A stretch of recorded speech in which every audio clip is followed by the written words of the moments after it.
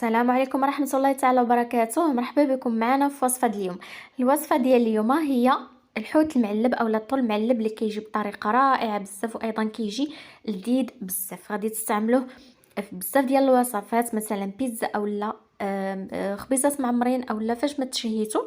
هاد الطريقة هذه اللي كتكون مضمونة وكيكون احسن ما انكم تشريوه من برا، من اي بلاصه كانت ما كتكونوا جاهلين تاريخ الصلاحيه ديالو ولا كيفاش تصنع. هذه الطريقه كتكونوا ضامنينها عفوا، وكتكونوا ايضا نتوما اللي محضرينه على يديكم، وكيجي لذيذ لذيذ لذيذ بزاف. ما نحتاجش نشكر لكم، جربوه. ما نطولش عليكم الفيديو، نتمنى انكم تشتركوا في القناه وتعملوا اعجاب للفيديو وتشاركوا الفيديو مع الاصدقاء. وندوزو نشوفوا المكونات اللي غنحتاجو.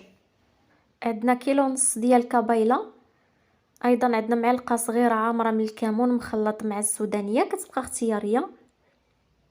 عندنا جوج حبات ديال السودانيه كيبقاو اختيارين. ايضا الملح على حسب الذوق، من 3 حتى 4 من وراق سيد ناموسه، ومعلقه عفوا معلقه صغيره عامره من الزعتر، ونص كاس مخلط بين زيت الزيتون وزيت المائده، ونص كاس ايضا مخلط بين الماء وايضا الخل. بالنسبه للمذاق ديال الحار او السهده تقدروا ما تستعملوش على حسب الاختيار ديالكم. بطبيعه الحال الحوت كيكون منقي مزيان ومغسول. غادي نضيفوا له وراق سيد ناموسه، وكيبقى العدد ديال الاوراق طبعا اختياري. غادي نضيفوا ايضا الزعتر اللي غادي نحكوه بين الايدي. بالنسبه للزعتر راه كيكون يعني كيكون مكرم تحت الشمس.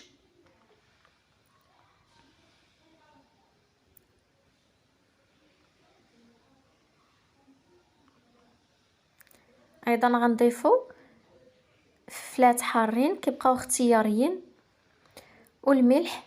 حنا بالنسبه للملح درنا معلقه صغيره، ولكن كيبقى ايضا على حسب الذوق ديالكم. غنضيفوا الكمون، كيف قلت لنا الكمون مخلط مع السودانيه، ولكن المذاق ديال السودانيه كيبقى اختياري ليكم نتوما، بغيتو ديروها اولا ما ديروهاش. غادي نضيفوا نص كاس اللي مخلط بين الماء والخل،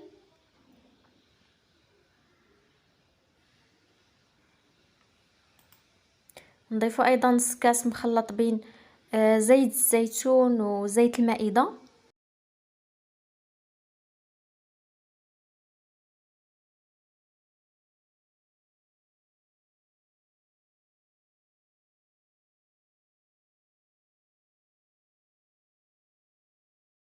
من بعد غادي نحطوا هاد المقله فوق النار اللي كتكون مهيله، وغادي نخليو الكل يطيب.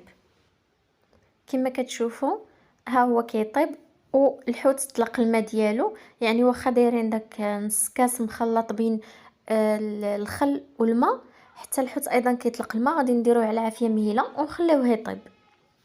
هنا من بعد ما طاب الحوت هانتوما غتشوفوا الشكل ديالو، كيجي فتي ورطب وكيجي طايب على عافيه مهيله.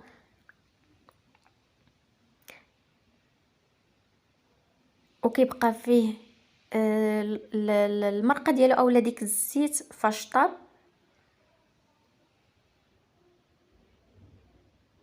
وكاع المكونات اللي ضفناها كلهم كيعطيوه مذاق رائع رائع بزاف. جربوه ما تندموش عليه. هانتوما كما كتشوفوا كيجي طايب وكيجي رائع وخطير. هنايا من بعد ما نقيناه مزيان من الشوك ومن السنسول ديالو، من كل شيء تقريبا اللي كان فيه، ومن القشره ايضا. هانتوما كما كتشوفوا راه كيجي حبات صاينين. تقدروا تجمعوه في علبه اولا في قرعه ديال الزاج وتستعملوه الوقت اللي بغيتو. هانتوما كما كتشوفوا كيجي رطب وفتي، كيجي رائع في المذاق. جربوه ما غتندموش عليه. كما قلت من قبل تقدروا تستعملوه في الوصفات متنوعه، كما كتبغيو على حسب الذوق ديالكم. هذا هو الفيديو ديالنا، نتمنى انه يعجبكم. نتمنى ايضا انكم تشاركوا في القناه بالنسبه للناس الجداد اللي اول مره غيشوفوا الفيديو. وما تنساوش ايضا تعملوا اعجاب للفيديو وتشاركوا الفيديو مع الاصدقاء والعائلة ديالكم باش تعمل فائدة أكثر، ونتمنى نتلاقاو في فيديو آخر في أحسن الأحوال، ودمتم في أمان الله.